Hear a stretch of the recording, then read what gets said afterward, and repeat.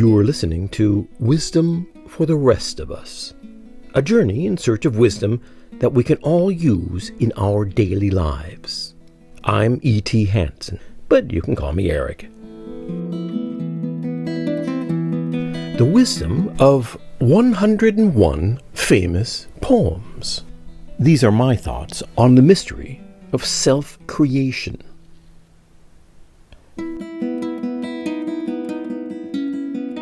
This idea of self-creation fascinates me. It's in this poem by Longfellow, The Builders. And let me read that first graph, that first thing to you again. It's, of course, it's on, I recorded it. It's with an essay, so you can look at it on Vimeo or YouTube. All are architects of fate, working in these walls of time. Some with massive deeds and great, some with ornaments of rhyme. So there are big, spectacular architects, and there are small, ornamental architects. But we're all building in these walls of time. That metaphor, I love that metaphor. The thing is, what we're building is, of course, ourselves. We build all kinds of things. We physically build buildings, of course. We put together puzzles. We repair things and make them better with things that are broken and make them into improved, better things. We invent things from the Apple iPhone to space flight to things like capitalism to financial products like the stock market and stocks and how to invest stocks. So all these and medicine and cures for things and theories, all these things, all of these inventions. It's all creation. We're animals who create. We are creatures who create. And this goes whether you believe in God or not, whether you believe God created us or not.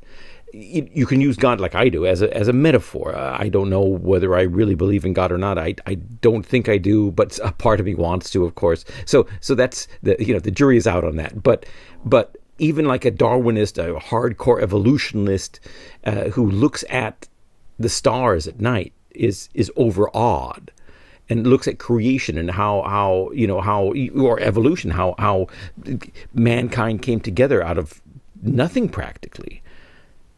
And it's just you can only use words like a miracle to use it, and somehow it's not. You cannot take it for granted, and if you take it for granted, then you don't think of it as creation. You just think of it as some kind of happenstance.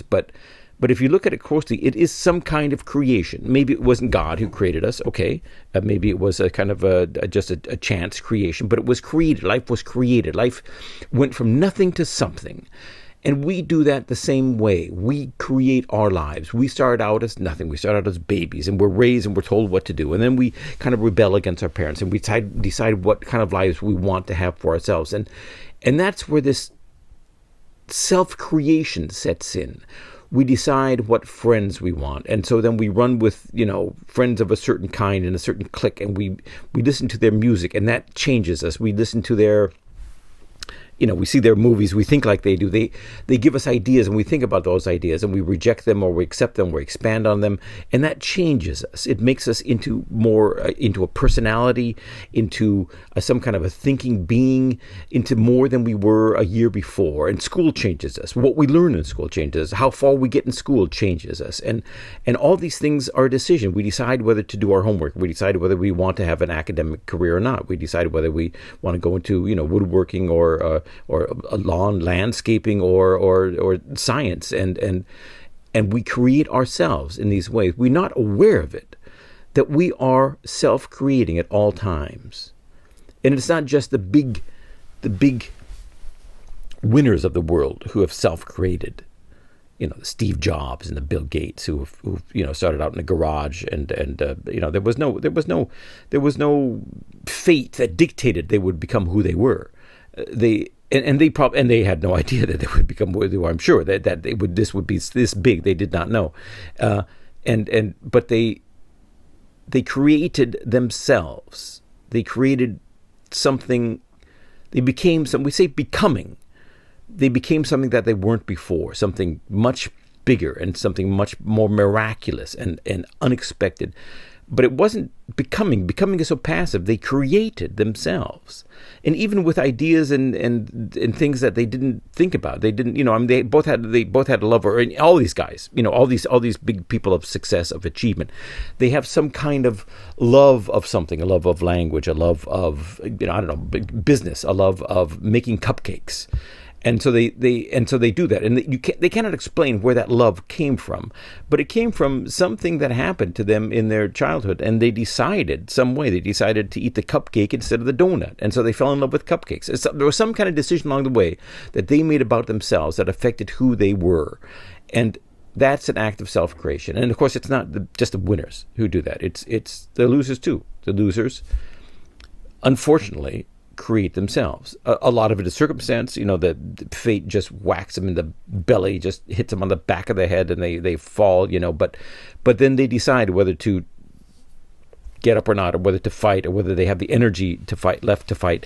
And sometimes they set themselves up for disaster. I know I do. I'm not talking about, the poor guy that on the street, the homeless guy on the street. I don't want to disparage him for his fate. It's a tragic fate. But if the winner's self-created, then the loser's also self-created. And I also, when I look back at my life, all the things I did wrong, and I did a lot wrong, lots and lots wrong. I see that. And I look back and I realize it was mainly my own decision. There was a lot. I had some enemies. I had some bad luck, and I could blame them, and I do in part. They messed up my life in a big way, but out of ignorance and stupidity and hubris and arrogance, I often set myself up for it, and laziness and well, all kinds of things. Okay, I can go on and on about all my faults, but I self-created my successes, and I self-created my failures, at least to an extent, at least to a large extent, and the self-creation was what made the difference. The decisions I made, for good or bad, is what really turned the tables and took just, kind of a normal life and fate, just going on through life, into a life that had contours and highlights and low points. And those highlights and those low points, those contours, what my life is an act of self-creation. And I look back, of course, and I wonder, did I create something good? Did I create something useful? Did I create something I can be proud of, or mostly proud of? More than 51% proud. What did I create? What am I creating now? The self-creation process of self-creation goes on. And the thing is, this ability to self-create I think of it as divine. I think of it as more than just nature and biology. And that's what I'm saying about whether you believe in God or not. The word divine seems to go beyond whether God exists or not. Divine is something more than human. When you look up at the stars, there is something more than just nature, just evolution. Even if you do, only believe that evolution is the only matter, there's still something more. The sum is more than the addition of the parts. Our lives are more than our parts. I look at the cat. The cat is staring out the window now, and she's doing what God created her to do, basically, or what fate created her to do, evolution created her to do, whatever it was. She's sitting there looking at the window. It's like God said, I need this world is not finished yet without some kind of little furry creature who does nothing all day but sit and look out the window. And she's attracted to heaters and to and she likes to eat and sleep a lot. And this is the world will be a better place if I have this little animal sitting there looking out the window all day. But the cat does not really self-create. Of course, the cat makes little decisions. And, the cats, I have two cats, and they're both different from each other. One has a different personality than the other. One is more aggressive, one is more lazy, etc. And these are, you can argue that they are self-creating, but on an extremely limited basic level, not like we do. Even when you're a kid, and you can't underestimate this, even when you're, 8 years old, you make decisions. These kids have this need to create something, even if it's like a little, in pottery class, a little cigarette ashtray, from mom and dad that looks ugly, a stick man drawing, a sandcastle. They have the urge to create, and they have the urge to create themselves. They know what they want to be when they're 8 years old, when they're 6 years old. I know as a Mormon, I grew up as a Mormon. I was raised as a Mormon. I was asked at 8 years old whether I wanted to join the church or not, whether I wanted to be baptized or not. It was my choice. And I took that choice seriously. And I, decided to become baptized and join the church. And that changed my life. That put my life in a certain direction.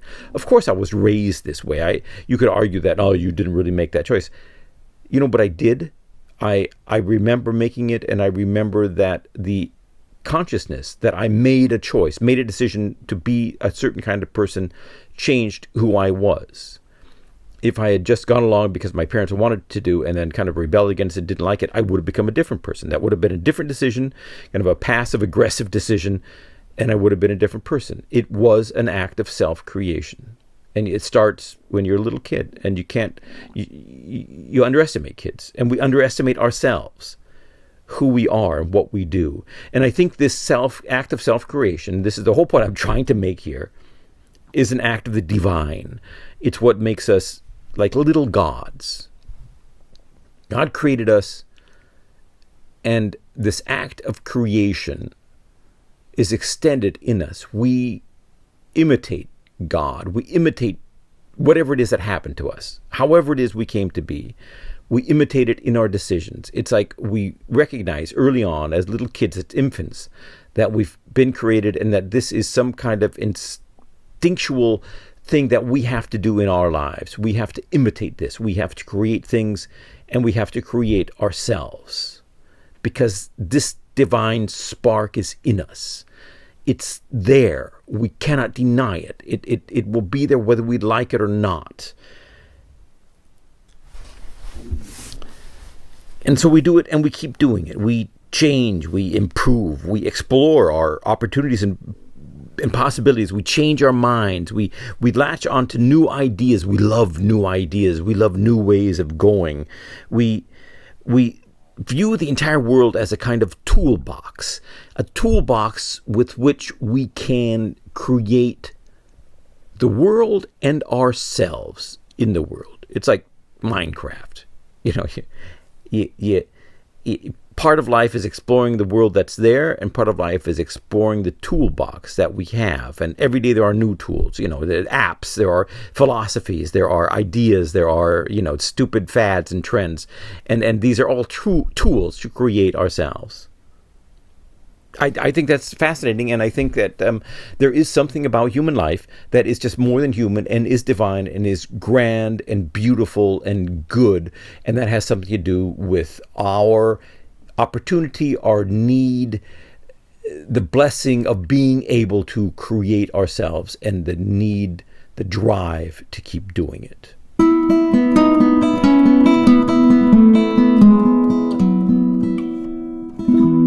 E.T. Hansen, that's me, is an American writer from Hawaii living in Berlin.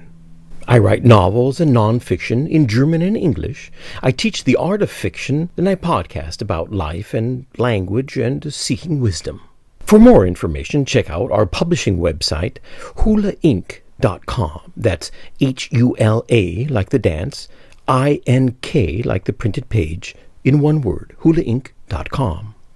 The music in this video was performed by our producer and editor, Lothar Rosengarten. Lothar is a musician who lives and performs in Berlin. For more information about him, please visit his website, lothar-rosengarten.de. That's LOTHAR-ROSENGARTEN.de. You can support Hula Inc. and Lothar and me by becoming a patron at patreon.com/hulainc. And don't forget to share our videos and our podcasts and subscribe to this podcast and to vimeo.com/Hula Inc. But mostly, we just hope that you enjoy and have something from our work. Thanks for listening. Thanks for watching. Thanks for your support. And we wish you all the love, luck, and happiness in this world.